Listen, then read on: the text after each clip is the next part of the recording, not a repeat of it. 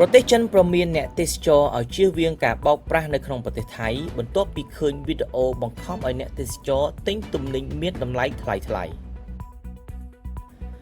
ស្ថានទូតចិនប្រចាំប្រទេសថៃបានចេញសេចក្តីណែនាំជាសាធារណៈផ្លូវការមួយដោយដាស់តឿនអ្នកទេសចរចិនឲ្យមានការប្រុងប្រយ័ត្ននៅពេលកក់សំបុត្រធ្វើដំណើរនិងទិញកញ្ចប់ដំណើរកម្សាន្តទៅប្រទេសថៃយោងតាមគេហទំព័រ Travel and Tour World បានឲ្យដឹងនៅថ្ងៃទី16ខែតុលាឆ្នាំ2025នេះថាការព្រមានដែលកើតឡើងជាបន្តបន្ទាប់ដែលពាក់ព័ន្ធនឹងប្រតិបត្តិការទេសចរដែលបំភាន់ភ្នែកជាពិសេសការប្រុងប្រយ័ត្នចំពោះដំណើរទេសចរដែលមានតម្លៃថោកដែលមិនសមហេតុសមផលដែលមិនអាចមើលទៅគួរឲ្យទាក់ទាញប៉ុន្តែអាចនាំឲ្យមានការកេងប្រវ័ញ្ចការណែនាំជាបន្ទាន់របស់ស្ថានទូតចិនប្រចាំនៅប្រទេសថៃនេះត្រូវបានជំរុញដោយឧបទ្ទហេតុដ៏លំបាកមួយដែលអ្នកទេសចរចិនត្រូវបានបង្ខិតបង្ខំឲ្យទិញទំនិញពេលកំពុងធ្វើដំណើរទេសចរក្នុងប្រទេសថៃវីដេអូនៃឧបទ្ទហេតុនេះបានផ្សព្វផ្សាយតាមប្រព័ន្ធអ៊ីនធឺណិតដែលបង្ហាញពីអ្នកទេសចរត្រូវបានបង្ខំឲ្យទិញទំនិញដែលមានតម្លៃថ្លៃៗកំឡុងពេលពួកគេទៅលេងប្រទេសថៃ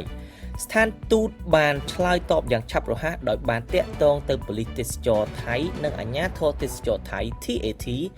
ដើម្បីផ្ដួចផ្ដើមការស៊ើបអង្កេតលើបញ្ហានេះនៅថ្ងៃទី15ខែតុលាឆ្នាំ2025ស្ថានទូតចិនបានបញ្ជាក់ថាពួកគេបានចាត់វិធានការយ៉ាងយកចិត្តទុកដាក់និងកំពុងធ្វើការយ៉ាងជិតស្និទ្ធជាមួយអាជ្ញាធរថៃគេបានបង្ហើបឲ្យដឹងថាជនដែលនៅកណ្ដាលនៃការឆបោកនោះគឺជាជនជាតិចិនដែលបានកាន់លិខិតឆ្លងដែនប៉ុន្តែខ្វះអាជ្ញាប័ណ្ណមគ្គុទ្ទេសក៍ទេសចរថៃត្រឹមត្រូវបុគ្គលនេះត្រូវបានគេរាយការណ៍ថាបានប្រើល្បិចបោកបញ្ឆោតដើម្បីដាក់សម្ពាធអ្នកទេសចរឲ្យទិញទំនិញនិងប្រមូលកម្រៃជើងសារពីប្រតិបត្តិការទាំងនេះ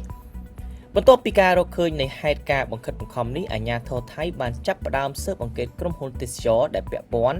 និងបានសន្យាចាត់វិធានការតាមផ្លូវច្បាប់ចំពោះគ្រប់ភាគីដែលទទួលខុសត្រូវចំពោះសកម្មភាពคล้ายៗបន្លំនេះអនាគតរបស់លោកអ្នកកាន់តែភ្លឺស្វាងដោយសាកលវិទ្យាល័យ Bill Brai LT the best quality of education in Cambodia វីតាល់មោទនភាពផលិតផលជាតិទឹកពិសាកម្ពុជាជំរឿដ៏ឆ្លាតវៃសម្រាប់សុខភាពអូគីដេវីឡាយើងជាអ្នកអភិវឌ្ឍអចលនទ្រព្យដែលរីកចម្រើនលឿនបំផុតនៅកម្ពុជា Nagavel ទទួលយកនៅបទពិសោធន៍ដ៏អស្ចារ្យពីមណ្ឌលកំសាន្តប្រចាំតំបន់ទន្លេមេគង្គ